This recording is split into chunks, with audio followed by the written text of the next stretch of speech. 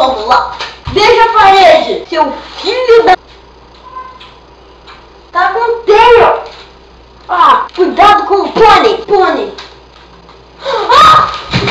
Faz Chubby Bunny com biscoito de maisena. Pra quem não sabe o que é Chubby Bunny, você tem que enfiar o máximo de coisas na boca. Toma com biscoito de maisena, então vamos fazer. Ai, vamos lá, bitch. Povo bom. Povo bom. Povo bom. Que merda. Cadê a fone? Dá um soco na parede.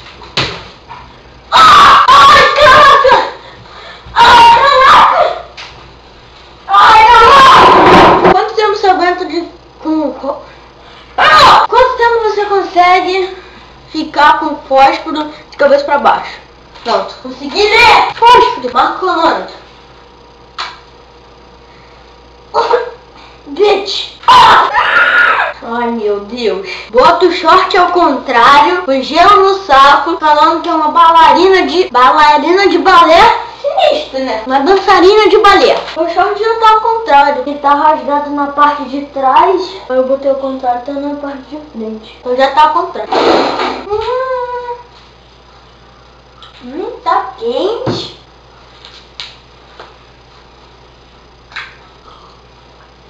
Bem melhor. Ai, bem. Ai, não. Vai na rua, corre na rua pelado, com gelo no saco e gritando.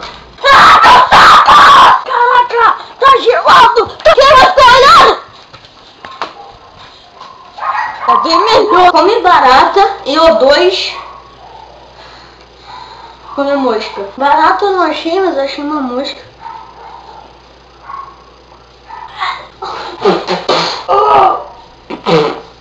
Sangue branco, cara! Que merda!